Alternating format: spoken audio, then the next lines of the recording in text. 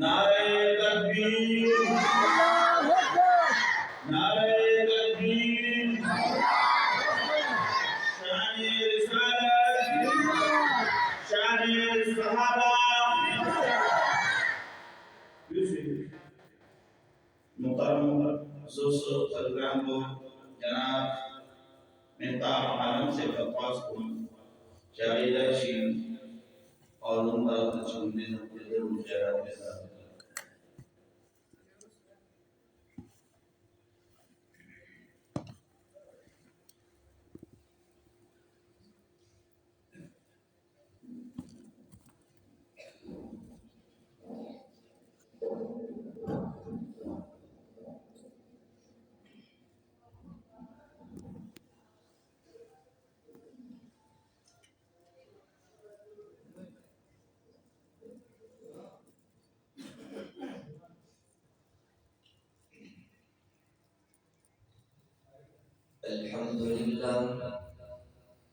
الحمد لله المستجمع لجميع صفات الكمال، والصلاة والسلام على صاحب الجمال وعلى آله وأصحابه إلى يوم السؤال. أما بعد فأعوذ بالله من الشيطان الرجيم. بسم الله الرحمن الرحيم. قال الله تعالى: قل هل يستوي الذين يعلمون والذين لا يعلمون. وقال النبي صلى الله عليه وسلم: العلماء ورثة الأنبياء، أو كما قال عليه الصلاة والسلام. یہی ہے جن کے سونے کو فضیلت ہے عبادت پر، یعنی علماء کرام. یہی ہے جن کے سونے کو فضیلت ہے عبادت پر، انہی کے اتقاء پہ ناز کرتی ہے مسلمانی. انہی کی شان کو زیبار عبد کی وراثت ہے. انہی کی شان کو زیبار عبد کی وراثت ہے. انہی کا کام ہے دینی مراسم کی نگہبانی. سبحان اللہ. اللہ رب العالمین کا بے مثال و باکمال فضل ہوا کہ رب تعالی نے ہمیں جامع مسجد سیدنا ابو بکر رضی اللہ عنہ گاؤں حسن آباد ضلع شہرہ میں مل بیٹھ کر دین کی بات کہنے اور سننے کی توفیق بخشی. عزیزان محترم مکرم، چند روزہ پہلے کے حالات سے آپ اچھی طرح واقف ہوں گے. میری مراد رمضان المبارک کے مبارک ایام ہے. لوگ آئیں گے بھی جائیں گے بھی، لیکن آپ کی توجہ میری طرف ہونی چاہیے. بات سمجھنا اور سمجھانا مقصود ہے. رمضان مبارک کے مبارک ایام میں مبارک اور بابرکت مقدس ہستیوں کے ساتھ جو کچھ ہوا آپ نے دیکھا. میری مراد علماء کرام ہے. ایک تو دن مبارک تھے رمضان مبارک کے شب و روز، دوسرے پھر لوگ بھی مقدس مبارک مقام و مرتبے والے تھے. آپ جانتے ہیں چند روزہ پہلے علماء کرام کے ساتھ کیا کچھ کیا گیا، کس قسم کا سلوک کیا گیا، کون سا راستہ اختیار کیا گیا، اس کی وجہ کیا. تو اسی مناسبت سے میں دو تین باتیں علماء کرام کے متعلق عرض کروں گا.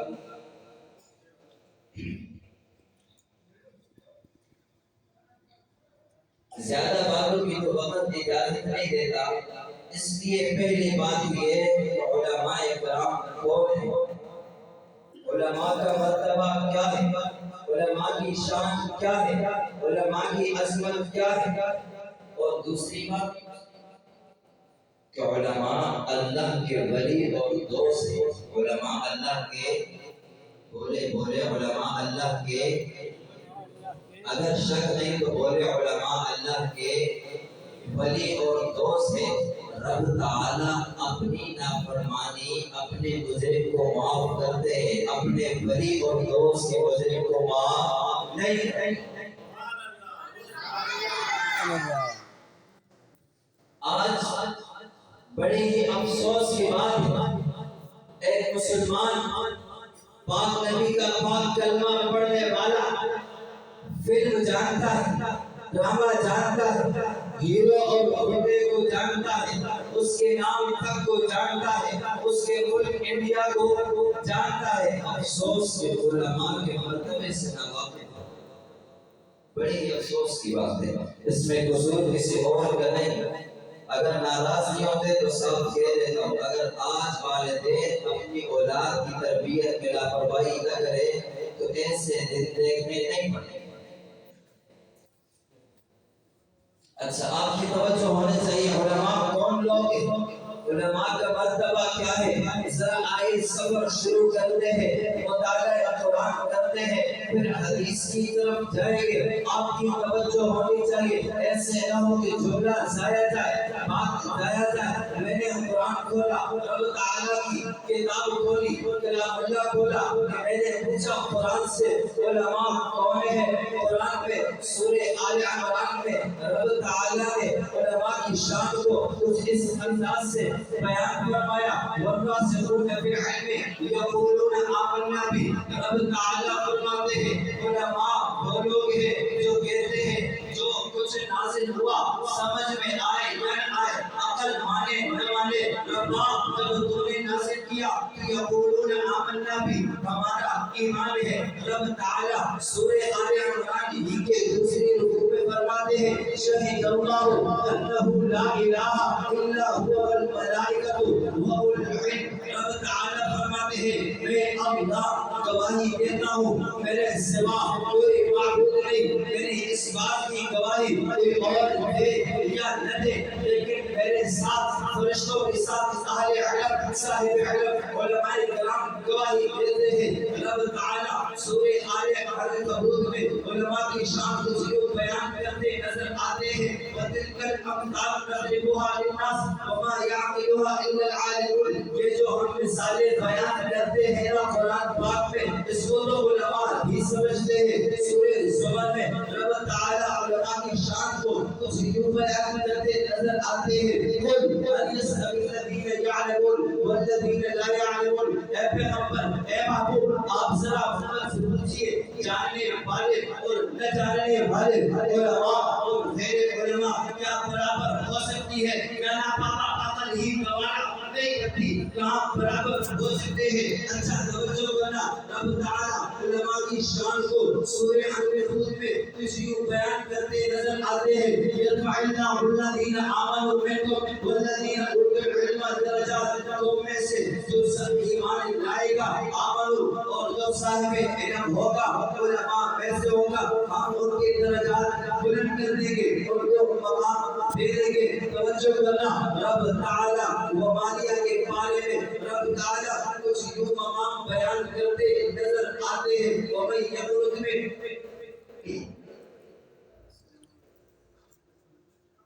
ثم اورثنا الكتاب الذي اصطفينا، اس سے اوپر فرمایا انما یخشى الله من عباده العلماء، ان سے صحیح معنوں میں ڈرنے والے یہی علماء لوگ ہیں۔ صرف اتنا ہی نہیں، صرف کلام اللہ ہی نہیں، قرآن کی آیات ہی نہیں علماء کی شان کو بیان کیا، بلکہ رسول اللہ کے ارشادات میں بھی علماء کی شان، مرتبہ، مقام، عظمت ہمیں سمجھائی ہے۔ آپ کی توجہ ہونی چاہیے، بات پیغمبر نے فرمایا العلماء ورثۃ الانبیاء، علماء وہ ہے جو انبیاء کے وارث ہیں، میرے وارث ہیں۔ اور یہ بات بھی اس حدیث کی ضمن میں ہمیں یاد رکھنی چاہیے، جب علماء انبیاء کے وارث ہیں اور انبیاء کسی کے تابع نہیں ہوتے، لوگ انبیاء کے تابع ہوتے ہیں، تو لہٰذا مولوی لوگ بھی علماء بھی ہمارے تابع نہیں ہوں گے۔ حدیث کا تقاضا ہے، حدیث کے بعد سمجھاتی ہے ہم علماء کے تابع ہوں گے۔ اچھا، آپ پیغمبر کی دوسری حدیث سنیے، رب تعالیٰ کے محبوب نے فرمایا من یرد اللہ ان یفقهه فی الدین، رب تعالیٰ جس کے ساتھ خیر خواہی کا، بھلائی کا، مہربانی کا ارادہ فرماتے ہیں اسے دین کے علم و فہم سے نواز دیتے ہیں۔ ایک دوسری حدیث بھی سن لیجیے، پاک پیغمبر نے فرمایا میری امت کے علماء بنی اسرائیل کے انبیاء کے مانند ہے۔ ایک اور حدیث بھی سن لیجیے، پاک پیغمبر علیہ السلام نے فرمایا، علماء نے کتابوں میں اس حدیث کو لکھا ہے، ایک روایت ہے، رب تعالیٰ جب کسی ایک عام آدمی سے خوش ہوتے ہیں تو جنت میں اس کے لیے ایک گھر بنا دیتے ہیں۔ توجہ، لیکن جب کسی صاحب علم سے، عالم دین سے، مخلص عالم سے خوش ہوتے ہیں تو جنت میں اس کے لیے ایک شہر آباد کا۔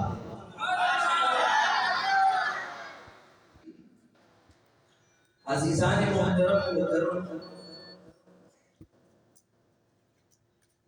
رب تعالیٰ کا قرآن اور رسول اللہ کا فرمان علماء کی شان کو واضح طور پر اور بارہا جگہ مقام پہ مقام بیان کرتا نظر آتا ہے۔ فقط اتنا ہی سلف صالحین نے بھی علماء کی شان سمجھائی۔ صرف دو لفظ کرتا ہوں۔ حضرت سفیان ثوری رحمہ اللہ فرماتے ہیں اگر ایک مخلص عالم، زیادہ نہیں، ایک مخلص عالم زمین پر موجود ہو تو اس زمانے میں اس سے افضل زمین پر کوئی اور شخصیت موجود نہیں ہوتی۔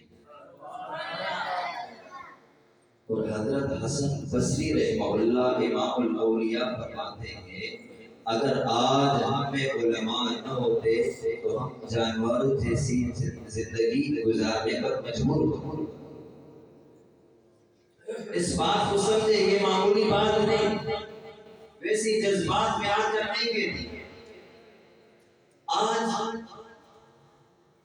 اپنی ماں میں، اپنی بیوی زوجہ میں، اپنی بہن اور بیٹی میں جو یہ فرق کرتے ہیں، ہر ایک کو بیوی، آپ کی توجہ میری طرف، ہر ایک کو بیوی، بات سمجھ ساتھ کہیے، ہر ایک کو بیوی نہیں کہتے، ہر ایک کو اماں جان نہیں کہتے، ہر ایک کو بیٹی نہیں کہتے۔ یہ جو فرق، یہ جو تمیز ہم کرتے ہیں یہ کسی نے سکھایا؟ علماء نے دین کی وجہ سے ملا ہے۔ ہم کلمہ پڑھتے ہیں الحمدللہ، نماز بھی پڑھتے ہیں، جی ہاں حج بھی کرتے ہیں، نصاب زکوٰۃ جانتے ہیں، دین کی دیگر مسائل جانتے ہیں۔ یہ سب کچھ کہاں سے ملا؟ رب تعالیٰ نے حضرت جبرائیل امین کو دیا نا، حضرت جبرائیل امین نے پاک پیغمبر کو دیا، اب پاک پیغمبر نے امت کو دیا۔ توجہ میری طرف، پاک پیغمبر کے زمانے میں تو ہم نہیں تھے، پاک پیغمبر کے زمانے میں تو ہم، بات سمجھ آ رہی ہے؟ اردو ہوئے گی؟ اچھا پھر جا کے پاک پیغمبر کے زمانے میں ہم نہیں تھے، پھر کلمہ کہاں سے ملا؟ نماز ہم جانتے ہیں، نماز کے لیے آتے ہیں، یہ نماز کہاں سے ملی؟ حج کہاں سے ملا؟ نصاب زکوٰۃ جانتے ہیں کہاں سے؟ دین کی دیگر مسائل جانتے ہیں کہاں سے آ گئے؟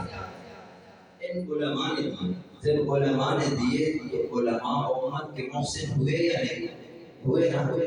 اور جو قدردان ہوتا ہے اور عقل مند ہوتا ہے وہ محسن کا فراموش، وہ احسان، الجزاء الاحسان الا الاحسان۔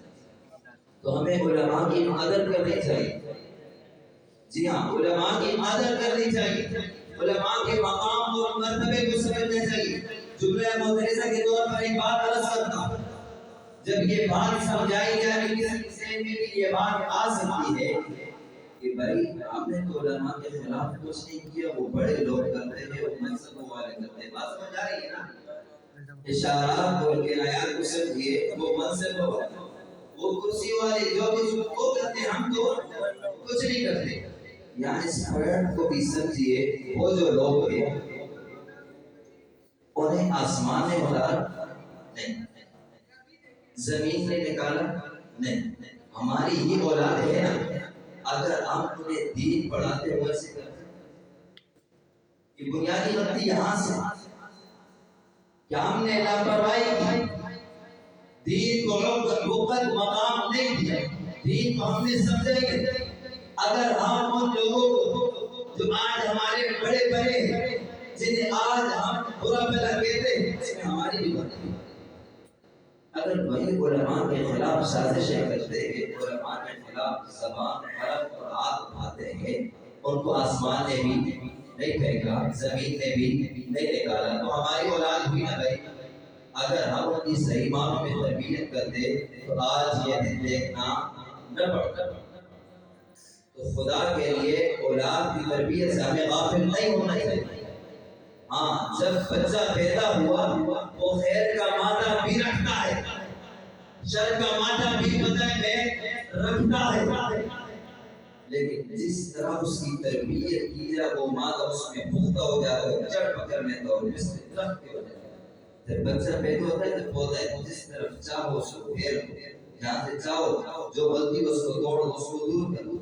لیکن جب یہی بچہ بڑا ہو جاتا ہے تو پھر یہ دن ہمیں دیکھنے پڑیں گے۔ تو لہٰذا ہمیں علماء کی، آج علماء کیوں محفوظ ہے، اس کا دو جواب کیا ہے کہ ہم اولاد کی تربیت سے لاپرواہ ہیں۔ آپ توجہ میری طرف رکھیں، دیکھیں اگر ایک بچہ جو موبائل استعمال کرتا ہے اس میں فلمیں، بات جانے کے لیے عرض کر رہا ہوں، توجہ میری رکھیں، اس میں فلمیں اور ڈرامے دیکھتا ہے، دوسری قسم کی فحاشی ویڈیوز دیکھتا ہے، ہاں آپ بتائیں وہ والد کی والدین کی قدر کرے گا، علماء کی قدر کرے گا، وہ نماز میں کھڑا ہو جائے وہ کیا سوچے؟ اس میں بنیادی غلطی ہماری ہے۔ سب یہی کہتے ہیں موبائل نے خراب کر دیا، کہتے ہیں نا جی ہاں، لیکن کیوں نہ کہو موبائل نے خراب کر دیا، والدین کی لاپرواہی نے خراب کر دیا۔ والدین اگر موبائل نہ دیتے تو موبائل کہاں سے خراب کرتا؟ اس بات کو ذرا سمجھنا چاہیے۔ علماء کیسے محفوظ ہوگے، دین کیسے محفوظ ہوگا، اپنی اولاد کی تربیت کو سب کچھ، پورا معاشرہ پرامن ہوگا۔ معاشرہ ہماری اولاد سے بنتا ہے نا جی، گالی گلوچ ختم، فساد ختم، لڑائی جھگڑے ختم، رشوت جھوٹ خوری بدکاری بے غیرتی سب کچھ ختم ہو جائے گا۔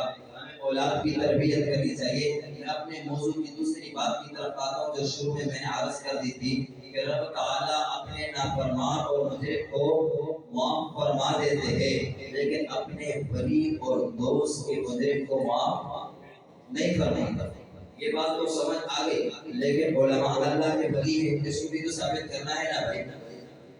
اچھا، آج عام معاشرے میں عرف میں کیا صورتحال ہوتی، تعریف کس کی جاتی ہے، تعریف کس کی جاتی ہے، مدح بیانی کس کی جاتی ہے، جو کسی کو پسند ہونا۔ آج اگر میں کسی کی تعریف کرتا ہوں تو اس سے یہی بات سمجھ آتی ہے کہ وہ مجھے پسند ہے نا۔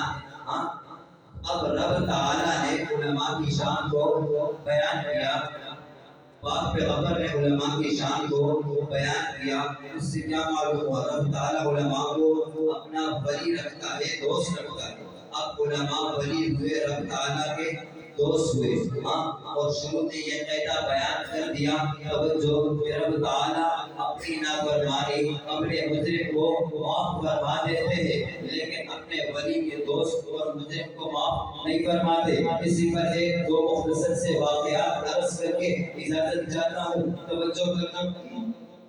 ایک بہت بڑے ولی اللہ تھے، سفر کر رہے تھے، ان کے ساتھ ایک مرید خاص بھی تھا، وہ بھی ولی اللہ تھا، صاحب نسبت تھا، سفر جاری تھا۔ ایک آدمی ملا، اس نے بزرگ کی اللہ والے کی نافرمانی کر دی، اللہ والے کو کچھ سخت کہہ دیا۔ جب یہ معاملہ ہوا تو اللہ کے ولی نے اپنے مرید خاص کو، اپنے شاگرد خاص کو کہا کہ میری طرف سے اس بے ادب سے بدلہ لے۔ وہ جو مرید خاص تھا وہ سوچنے لگا تو کیسا بزرگ ہے، تو کیسا اللہ کا ولی ہے، اللہ کے ولی تو بدلہ نہیں لیتے۔ وہ ابھی تک یہی سوچ رہا تھا کہ آسمان سے ایک آفت آئی اور اس کا کام تمام کر گئی۔ وہ مرید خاص دیکھتا ہی رہا اور حیران ہوتا رہا۔ اللہ کے اس ولی نے کہا میں جانتا ہوں تو بات نہیں سمجھا، لیکن توجہ رکھو، بات کو سمجھ آ جائے گی۔ اللہ کے ہاں یہ قاعدہ ہے کہ اللہ اپنے ولی کے مجرم کو معاف نہیں فرماتے۔ تو میں نے اس سے بدلہ لینے کی غرض سے تجھے نہیں کہا کہ تو اس کو کچھ کہہ دے. میں نے دیکھا آسمان سے ایک آفت آ رہی تھی جو اس کے سر پر پڑنے والی تھی. ایک مصیبت آ رہی تھی. میں نے اس بڑی مصیبت سے اس بندے خدا کو, اس بے ادب کو بچانے کے لیے تجھے کہا تو تھوڑا سا بدلے میں کچھ دے دے, ایک دو تھپڑ لگا دے, اس بڑی مصیبت سے بچ جا. دشمن علماء سے کہہ دینا چاہتا ہوں کہ اس بے ادب نے تو وقت کو سخت ہی کہہ دیا تھا, اور ظالم تو نے تو علماء کے پاکیزہ خون سے اپنے ہاتھوں کو رنگا ہے. اگر تو خیر خواہی چاہتا ہے, تو چاہتا ہے میری اولاد میرے گھر بار محفوظ ہو جائے, تباہی اور بربادی کے نظر نہ لگ جائے, تو مجھے پاس آنا ہوگا اپنے پیر سے. میرے عزیزوں توجہ کرنا, پرانے زمانے کا واقعہ ہے. ایک جو سربراہ مدینہ تھا, مدینے کا ولی تھا, مدینہ منورہ کا بڑا تھا. اس کے پاس چند دشمن صحابہ یمن سے آئے اور کہنے لگے تو کیا چاہتا ہے, تیری کیا عادت ہے, جتنے پیسے مانگے دیے جائیں گے, یہ جواہرات کی خواہش کی دیے جائیں گے, تجھے نوازا جائے گا, تجھے شاہی جوڑے دیے جائیں گے, لیکن ہمیں مسجد نبوی میں ایک رات رہنے کی اجازت دے. بادشاہ مدینہ نے پوچھا کہ تمہارا ارادہ کیا ہے, تم کرنا کیا چاہتے ہو؟ انہوں نے کہا سنیو سننا معاذ اللہ, تو جائے وہ بدماش دشمن صحابہ کہنے لگے ہم دشمن اہل بیت حضرت ابو بکر صدیق حضرت عمر کے وجود کو پاک لاشوں کو نکال کر ساتھ لے جانا چاہتے ہیں, پھر جو ہماری مرضی ہوئی وہ کریں گے. ان ظالموں نے یہ کہہ دیا, اور جو سربراہ مدینہ تھا وہ پیسوں کی لالچ میں آ کر اس نے یہ سب قبول کر لیا, منظور کر لیا اور اجازت دے دی گئی. وہ ظالم لوگ اور اس زمانے میں مسجد نبوی میں ایک بزرگ رہا کرتے تھے, وہ شب و روز وہیں پر عبادت کیا کرتے تھے. توجہ بھائی میری طرف دیکھیں, وہ شب و روز وہاں پر عبادت کیا کرتے تھے. سربراہ مدینہ نے اس اللہ کے ولی کو کہا خبردار ایسے لوگ آئیں گے, ان کو روکنا مت, انہیں کچھ نہیں دینا, وہ جو کرنا چاہے انہیں کرنے دینا. اللہ کے ولی نے جب یہ سنا بڑا رونے لگا, ربا ارے کیا ہونے والا ہے, میرے بس میں تو نہیں, تو ہی ان کا بندوبست کر, تو ہی مسئلہ حل فرما. وہ بزرگ کہتا ہے میں رو رہا تھا, رات کا انتظار کر رہا تھا, جب آدھی رات فجر ہو گئی گزر گئی تو میرے دیکھا چند دشمن صحابہ, چند ظالم, چند بغیر بدماش لوگ مسجد نبوی میں بڑے خلوص سے دھوم دھام سے داخل ہوتے ہیں. ان کے ہاتھ میں آلات ہے, اوزار ہے, مسجد نبوی کی طرف بڑھ رہے ہیں. میرے آنکھوں سے آنسو ٹپک رہے ہیں, آسمان بھی پریشان ہے, زمین بھی تماشا کر رہی ہے, کیا ہونے والا ہے. حضرت ابو بکر کے بزرگ کو یہ ظاہر ہوئے تھے, حضرت عمر کے بزرگ کو یہ ظاہر ہوئے تھے. وہ بزرگ رو رہا تھا, میں کیا کروں, یہی بزرگ سوچ رہا تھا کہ زمین بڑی وہ تمام وہ زمین میں رچائے گئے.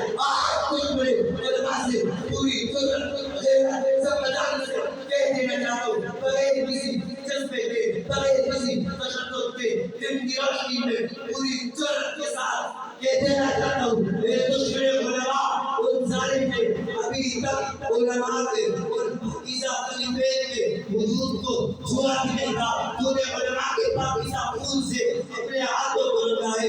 باز آ جا, باز آ, ورنہ سرکشوں میں اپنا نام پائے گا, باز آ, ورنہ سرکشوں میں اپنا نام پائے گا, بندہ اپنے مثل انجام پائے گا.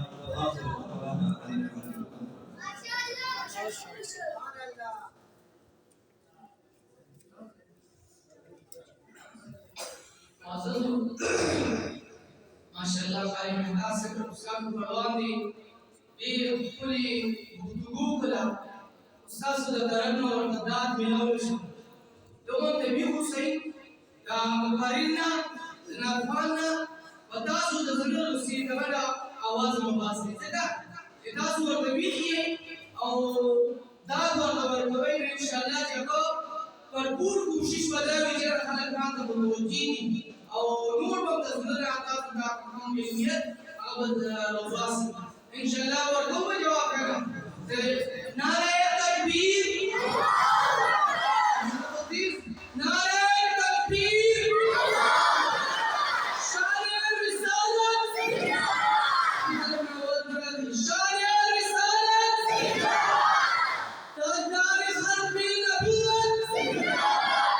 جاؤ